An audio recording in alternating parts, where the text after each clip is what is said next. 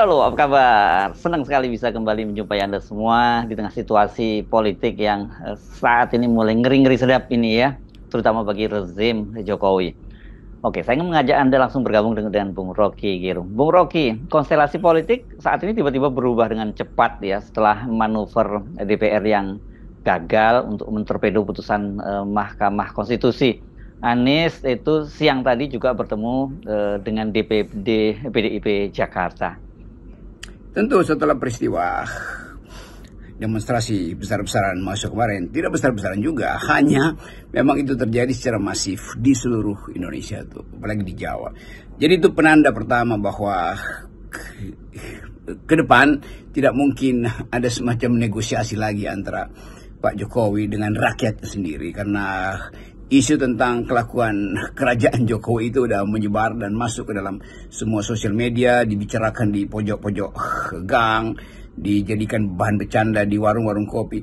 Jadi udah terbentuk satu platform sosial, artinya berbasis pada kesadaran sosial bahwa Jokowi tidak punya harga diri lagi tuh.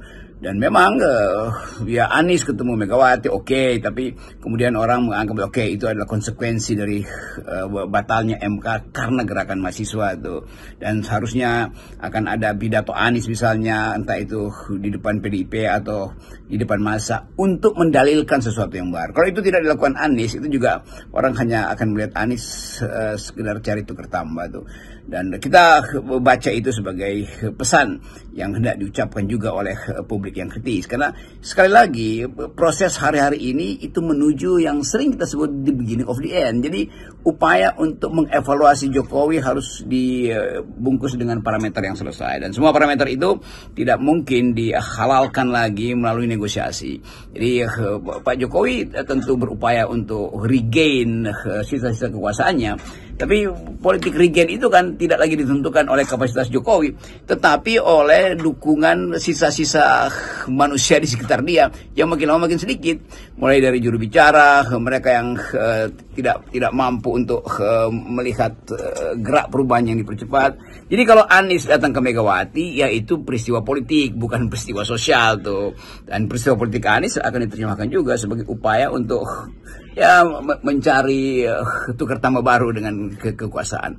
Tapi sekali lagi yang harus kita apresiasi adalah kesadaran publik, kesadaran rakyat secara sosial yang dipromosi oleh mahasiswa, oleh anak-anak SMA itu sebetulnya. Jadi dasar kita mengevaluasi sekarang dimulai dengan terbentuknya kesadaran baru untuk mengakhiri sebuah rezim. Itu intinya tuh. Yang lain itu adalah catatan kaki teman-teman aja. Nah, dengan perkembangan terbaru ini, akhirnya muncul juga pernyataan resmi dari PSI bahwa Kaisang itu tidak akan maju. Karena memang kalau dengan undang-undangnya direvisi, sesuai dengan putusan Mahkamah Konstitusi, ya memang Kaisang nggak maju, kecuali kalau dia mau jadi wali kota gitu ya. Tapi di Solo pun peluangnya sangat berat. Nah, meskipun ini soalnya bukan pengumuman resmi, ini hanya pernyataan dari Raja Juli Antoni. Saya nggak tahu nih posisinya apa sekarang, masih sekjen PSI ya.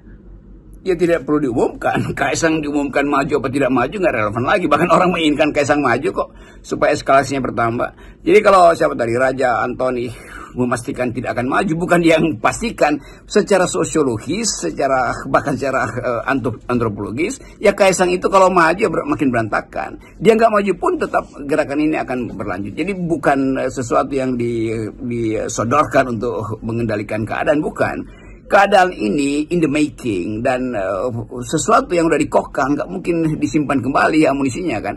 Jadi apapun yang mau ditukar tambahkan melalui, ya orang bisa baca ya Jokowi mengalah karena Kaisang nggak dipaksakan, ya Jokowi mengalah karena mungkin dia sekarang lagi rapat dengan keluarganya tuh untuk berkemas-kemas. Tapi poin kita adalah keadaan ini semacam point of no return.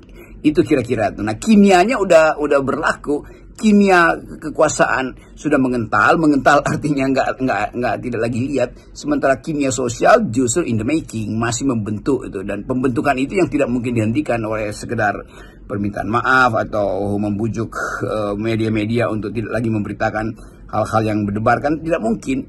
Masyarakat kita itu sekarang digantungkan pada harapan baru tuh. Harapan pada siapa? Ya pada Prabowo, supaya Prabowo betul-betul kasih pidato untuk menentukan dia ada di sana apa ada di sini. Kan itu yang ditunggu publik kan. Jadi kalau Pak Prabowo juga masih berupaya untuk memediasi keadaan, itu dia akan terseret juga dengan kegelisahan dia sendiri kan. Jadi kegelisahan Pak Jokowi hendak di bail out kan, hendak diasuransikan pada kepemimpinan Pak Prabowo. Itu absurd, itu tidak mungkin kegelisahan Jokowi itu diasuransikan pada Prabowo. Prabowo punya premi yang lain di dalam melihat kekuasaan. Tapi tetap orang akan tagih Prabowo mau mengucapkan apa. Sekarang kan dia belum pernah mengucapkan apa-apa. Ya tentu dia juga lagi konsolidasi, sama seperti Pak Jokowi lagi konsolidasi. Tetapi hal yang mesti kita pastikan bahwa arahnya udah benar, yaitu gerakan sosial akhirnya menemukan kembali momentum. Dan momentum itu momentum yang otentik, bukan momentum yang direkayasa oleh lembaga survei, bukan momentum yang dipaksakan untuk segera jadikan headline. Tidak, ini momentum yang betul-betul dihasilkan oleh akal sehat, oleh kewarasan rakyat, kewarasan kalangan akademisi yang melihat bahwa dilumpuhkannya demokrasi itu artinya hak untuk memulihkan kembali. Dan pemulihan itu bisa terjadi di mana saja, termasuk di jalan, termasuk di dalam demonstrasi kemarin. Tadi Anda menyatakan harusnya Pak Prabowo bicara kepada publik dalam situasi sekarang ini. Tapi saya kira posisi Pak Prabowo ini kan secara politik jadi kiku ya. Benar dia presiden terpilih, tapi dia juga masih bawaan Pak Jokowi sebagai Menteri Pertahanan. Nah, saya sih tertarik untuk mendengar bacaan Anda ini kira-kira tentang situasi saat ini, situasi dari para pelaku unjuk rasa ini ya, yang terdiri dari mahasiswa, anak STM, kemudian juga civil society. Ya memang ibarat kata pepatah atau PMO bilang, sekali layar terkembang surut kembali ke daratan. Bahkan ketika ingin kembali, kemudinya udah patah. Jadi tinggal tunggu arah angin melabuhkan kemana perahu itu. Mungkin perahunya itu dibawa angin ke teluk yang teduh, atau mungkin dibawa karam, itu bukan soal lagi itu. Tetapi perahu itu udah pergi. Jadi kemampuan kita untuk mendeteksi arah perahu itu ya tinggal semacam pilihan tenggelamkah perahu itu atau bahkan berani menembus badai. Nah, sekali lagi politik itu bukan sekedar the art of the possible, tapi the art of attacking the impossible. Itu yang juga berlaku kemarin, maksud saya kemarin itu setelah pada waktu reformasi semuanya disebut impossible, tapi gangguan-gangguan psikologi kita kan kita udah singkirkan. Kita tidak lagi punya semacam kesempatan untuk nego dengan Jokowi, rejim Jokowi, apalagi dengan punakawan-punakan dia kan. Jadi ada yang gemetar dan ada yang berupaya untuk ya cari selamat dengan menitikkan air mata misalnya di depan Mahkamah Konstitusi. Oke, bagus-bagus juga tuh, karena kesadaran pulih itu. Tetapi bukan cuma itu tuh. Kita sedang berupaya untuk merapikan gerakan oposisi supaya tidak, kalau istilah ditunggangi mungkin nanti terlalu berat hari ini, supaya tidak terarah pada hal atau maksudnya tidak, supaya gerakan ini tidak terarah ke wilayah-wilayah yang memungkinkan demokrasi justru dibatalkan lagi di wilayah-wilayah itu, wilayah-wilayah primordial maksud saya itu. Jadi kesempatan untuk merapikan itu ada di kita artinya di masyarakat sipil tuh. YLBHI, posisi-posisi LSM di daerah yang terkait dengan aktivis lama, aktivis yang akhirnya aktivis itu nggak ada yang lama sebetulnya dari awal. Sifat seorang aktivis itu tetap di situ tuh, momentumnya yang membawa mereka kembali ke jalan.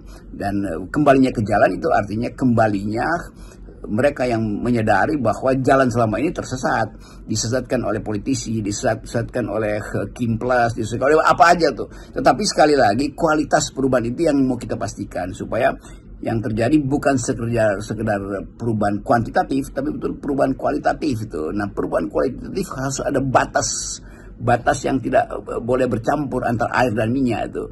Jadi kalau Presiden Prabowo ingin jadi minyak, maka dia mesti tinggalkan air. Sebaliknya kalau ingin jadi air, ditinggalkan minyak. Nggak mungkin dia ada di dalam loyang yang sama itu. Jadi posisi-posisi ini yang kita lihat sedang menggumpal, sedang mengalami aglutinasi itu, penggumpalan kimia yang orang akan tuntut tuh, anak ada di wilayah mana, di wilayah rejim atau di wilayah yang berupaya menyelamatkan demokrasi. Hanya itu pilihannya.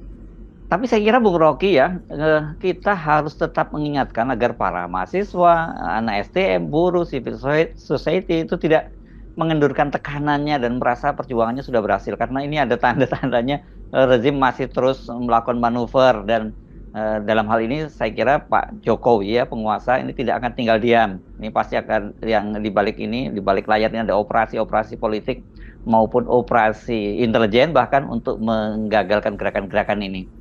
Ya bisa aja ada operasi intelijen, tetapi kita tahu bahwa Indonesia itu udah dibaca di dalam layar Garuda Biru sampai ke pusat-pusat mungkin Partai Demokrat di Amerika baca itu, Partai Liberal di Jepang baca itu, partai macam-macam tuh di Eropa, apalagi mereka yang berupaya investasi Indonesia membaca itu apa akibatnya bagi mereka untuk masuk ke Indonesia dalam keadaan layarnya masih Garuda Biru tuh. Biru artinya bisa biru berarti harapan untuk langit yang tercerahkan berikutnya. Tapi biru hari-hari ini Garudanya itu biru artinya Garudanya habis digampar oleh Raja Jawa itu karena jadi biru dia lebam. Nah, kita boleh tafsirkan apa aja kan. Tetapi sekali lagi kemampuan intelektual sudah dihasilkan ulang.